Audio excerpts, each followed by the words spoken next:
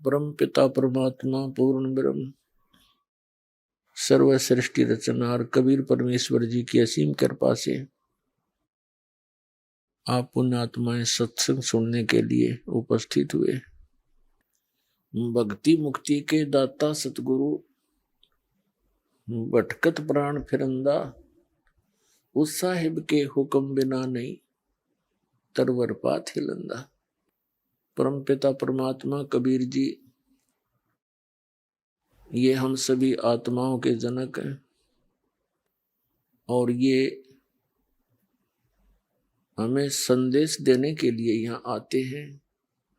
ये ज्ञान कराने के लिए इस काल के लोक में सह शरीर आते हैं और सह शरीर चले जाते हैं। हमें याद दिलाते हैं कि आप यहाँ के निवासी नहीं हो, आप यहाँ कितनी यातनाएं सहन कर रहे हो। ये स्थान स्थायी नहीं है। अब क्या बताते हैं? चारों युग में संत पुकारे, कूक कहा हम हेल रे, हीरे माणिक मोती बरसे, ये जग चुगता ढेल रे। क्या बताते हैं कबीर परमात्मा जी के चारों युग में मुझसे परिचित मेरे संतों ने उस यथार्थ भक्ति मार्ग का ऊंचे स्वर में आवाज लगा लगा कर ज्ञान कराना चाहा, लेकिन ये संसार उस यथार्थ ज्ञान रूपी यानी पूर्ण मोक्ष की विधि रूपी जो मोती हैं, उनको ना स्वीकार करके शास्त्र विरुद्ध साधना करके मोतियों के स्थान पर कंकर इकट्ठे कर रहा है। अर्थात मोक्ष प्राप्त ना करके यहीं के काल के इस लोक में, इससे दूसरे स्वर्ग लोक में, इससे तीसरे पाताल लोक में और फिर ब्रह्म लोक में, इन्हीं में जन्म और मरण के चक्कर में गिरकर महान कष्ट उठा रहा है। चारों युग में संत पुकारे और कूक कहा हम हेल रे, हीरे माणिक मोती बरसे, ये जग चुगता ढेल रे। ये संसार डड़े इकट्ठे कर रहा है। पहले तो यहां देखिएगा, मनुष्य जीवन का जो उद्देश्य है उसको भूलकर प्राणी यहाँ की व्यवस्था में ही सारा जीवन नष्ट कर देता है। ये मानव प्रत्येक प्राणी के अंदर एक ऐसी धारणा बनी हुई है कि मैं बहुत बड़ा धनी बनूं, मेरे पास बढ़िया कोठी हो और कार हो तो और अच्छा हो जाए। शानो शौकत बनाने के लिए यहाँ की झूठी इस महिमा के अंदर अपना सारा जीवन नष्ट करके और खाली हाथ चला जाता है। अब परमात्मा आकर याद दिलाते हैं कबीर भगवान जी, इस झूठे सुख को सुख कहे ये मान रहा मन मोद, ये सकल चबीना काल का कुछ मुख में कुछ गोद। अब क्या बताते हैं परमात्मा?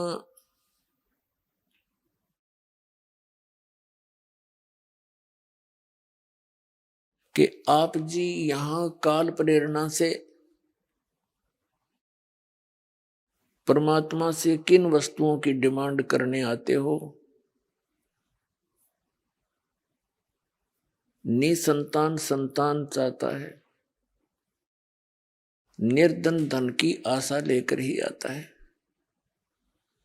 रोगी अपना रोग नाश ही उद्देश्य लेकर आता है। और कुछ एक प्राणी ऐसे भी हैं जो परमात्मा प्राप्ति के लिए ही आते हैं। वो तो धन्य भाग हैं, ऐसी सोच जिन पुण्यात्माओं की। लेकिन वो भी धन्य भाग हैं जो किसी भी कारण से परमात्मा के चरणों में पहुंच गए। फिर यहां आएंगे, उनको वो सुख तो मिले ही मिलेगा जिनकी उनको आवश्यकता है। लेकिन आवश्यकता से अधिक ये भगवान नहीं देगा, क्योंकि हमारा मूल उद्देश्य है परमात्मा पाना, यहां से जन्म मरण का आपका रोग कटवाना। और यहां जब तक आप रहो, आपको वो सुविधाएं मिले जो आपके लिए अनिवार्य है।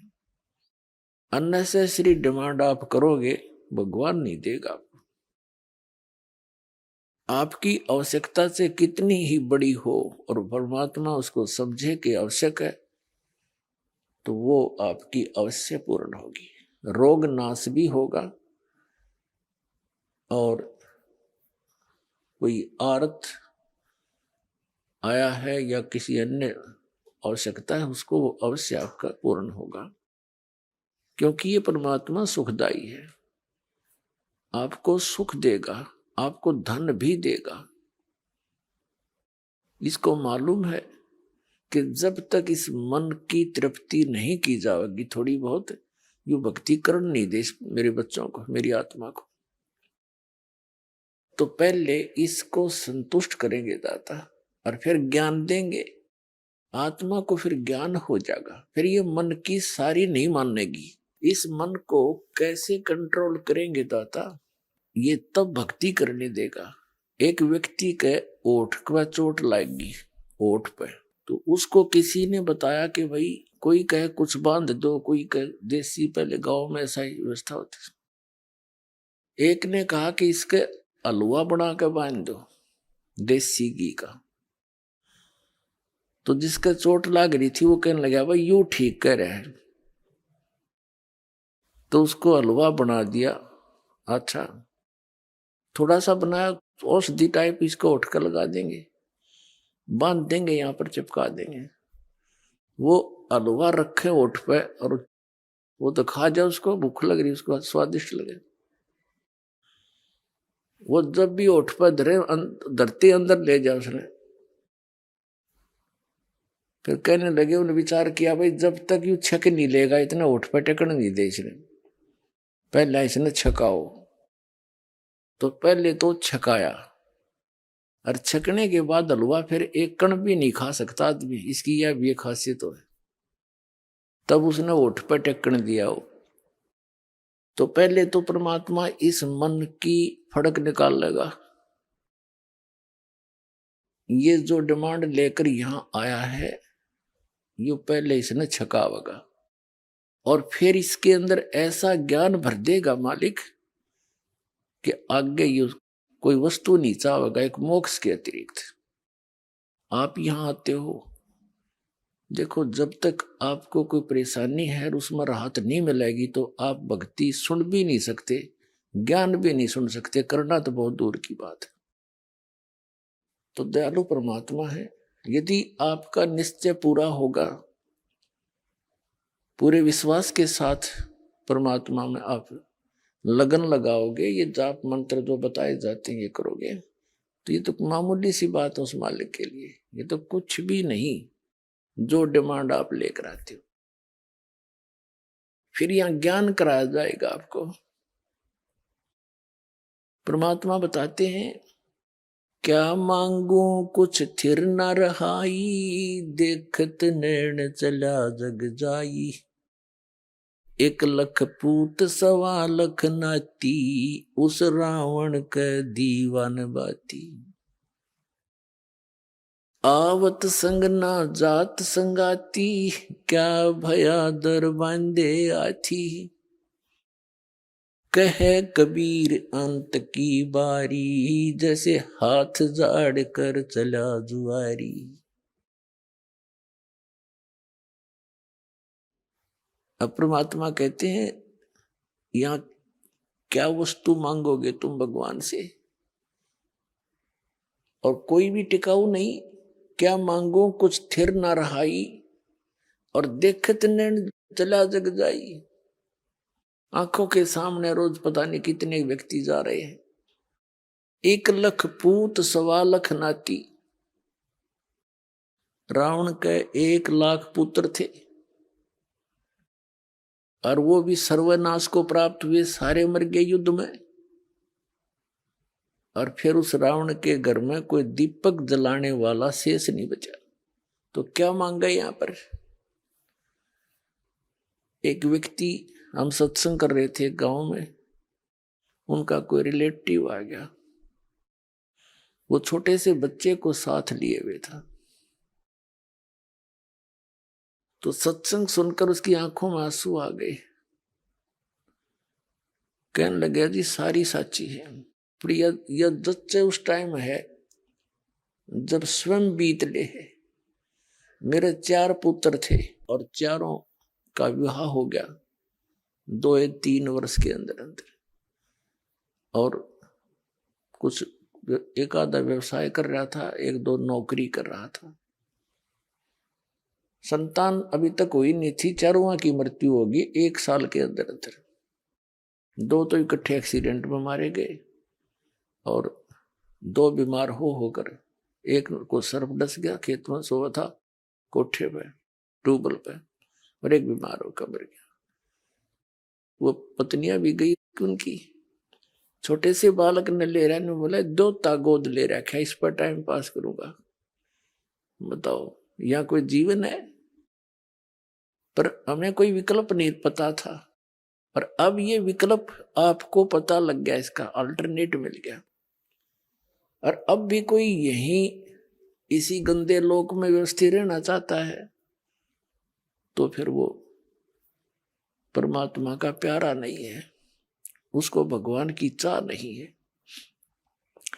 ठीक है, जब तक आप यहां रहोगे, ये परमात्मा के बच्चे हैं, उसी के प्राणी हैं, चाहे परिवार में है या आपके पड़ोस में है, सबको भगवान के बच्चे, और यहाँ सब दुखी हैं। इस दृष्टिकोण से प्रत्येक के साथ हमदर्दी होना रखना हमारा भगत का परम कर्तव्य है। तो फिर हमने यहाँ क्या बताते हैं परमात्मा कि आवत संग ना जात संगाती। जब हम आए तब हमारे साथ कोई नहीं था, अकेले माँ के पेट में 9 महीने दुख पाए, और जाएंगे जब हमारे साथ कोई नहीं जाएगा। तो हम किस वस्तु को और किस व्यक्ति विशेष को अपना मानने बैठे हैं, तो यह भूल मिटानी पड़ेगी। फिर करना क्या है?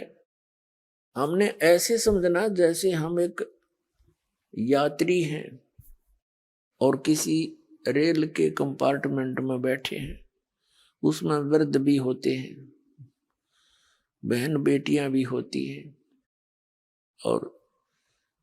और भी अन्य बालक बच्चे भी होते हैं। तो किसी को कोई तकलीफ है तो उसकी मदद करना प्रत्येक यात्री अपना कर्तव्य समझता है, हमदर्दी दिखाता है, जो नेक व्यक्ति होते हैं।